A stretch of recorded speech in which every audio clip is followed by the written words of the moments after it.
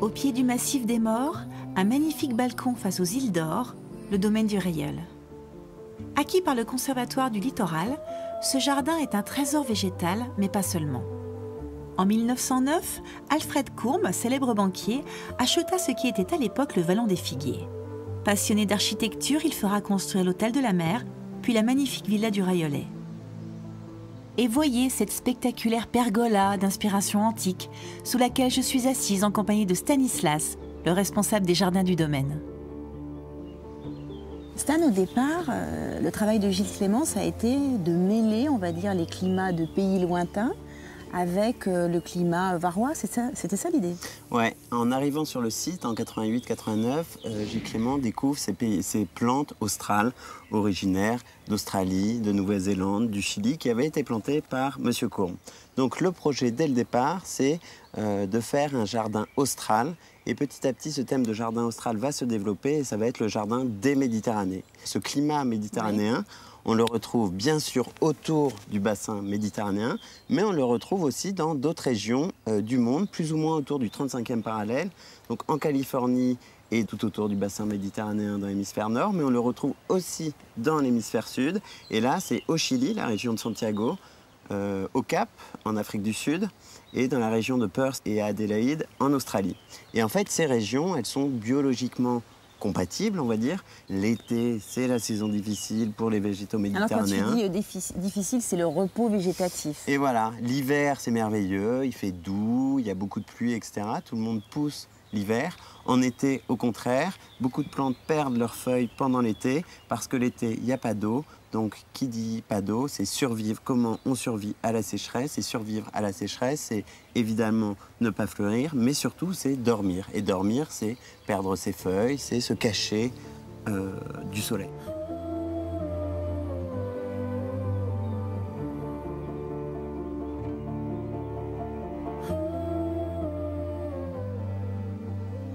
Alors justement, tu parles de se cacher. Le jardin, moi j'ai l'impression qu'il a été construit en étant un peu caché de la mer. Enfin, il y a des perspectives qui permettent d'arriver progressivement sur le littoral. C'était ça l'idée au départ? Oui. Alors, aussi. Voilà, le site est extraordinaire, c'est un balcon sur la mer. Mais le jardin, par définition, c'est un enclos. C'est un lieu protégé, hein, ça vient de paradeisos, le mot jardin, c'est le paradis. Et le paradis, c'est quoi? C'est un enclos. Et ici, au domaine du Reilleul, on est là dans la grande perspective et on ne voit pas la mer. La mer, c'est un élément difficile, les embruns, le vent, le sel, etc. Donc les plantes se protègent de tout ça. Et donc cette perspective, au contraire, elle bute sur le pin d'Alep, assez emblématique de notre bassin méditerranéen.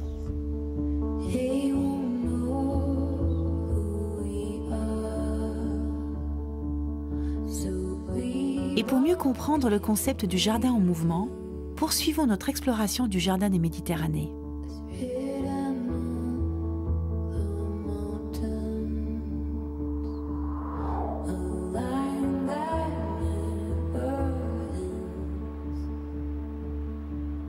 Nous sommes donc au cœur du Chili.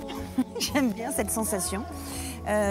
Sur la cordillère des Andes. Sur la cordillère des Sur Andes, les donc. pentes arides de la cordillère. D'ailleurs, on voit quelques espèces qui font très cordillère des Andes, à Tout mon à fait, avis. les pouyas et ces cactus cierges.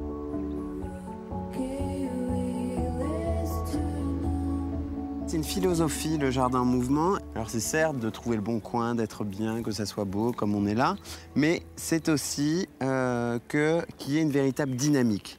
C'est que là, devant nous, nous voyons des graminées, nous voyons des chardons de Marie, nous voyons des euphorbes qui sont là maintenant. Ces herbes, l'année prochaine, l'idéal, ça serait de les retrouver ici. Ou ici, peut-être au milieu du chemin. Et si elles sont au milieu du chemin, peut-être on fera passer le chemin ici. Ouais. De laisser la nature vivre, c'est... Oui, alors en fait... C'est pas hyper bien rangé, ton jardin. Non, mais par contre, alors, il y a de l'expression en permanence, il y a du mouvement, plein de vie. En fait, c'est ça, l'idée, c'est non pas de parler de jardin beau ou propre, surtout éviter la question du propre, mais parler de jardin dynamique. Un jardin propre, c'est un jardin mort. C'est un jardin où il n'y a plus de vie. Chaque jour, la gestion du jardin doit être mise en cause par le jardinier. Et c'est ça le mouvement, c'est jamais se dire « j'ai fait comme ça hier, donc je fais comme ça aujourd'hui ». C'est se poser la question du vivant chaque jour. Tu vois, ceci n'est pas lisible si tu n'as pas ce petit sentier qui est créé. Enfin, un sentier, c'est un grand mot. Mais ceci est mis en valeur, ça devient un massif parce qu'il a des contours, en fait. Donc, c'est mettre en valeur la vie sauvage. Tu vois ici, par exemple, nous avons des crucifères, de la même famille que la moutarde. Tout ça, tout se mange. On pourrait tout mettre dans l'assiette. Moi, j'ai une carotte dans ma main. Ah voilà. D'ailleurs, à ce propos, c'est... Même la fleur de la carotte est jolie. Regarde, elle est jolie, cette fleur.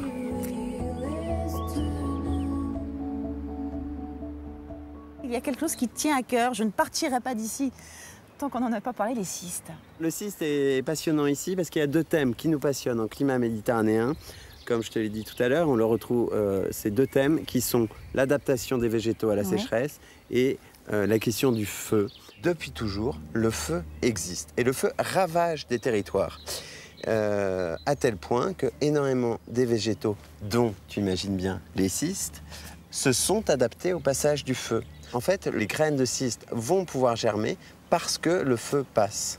Qui dit feu dit ouverture du milieu, de la lumière, de la chaleur.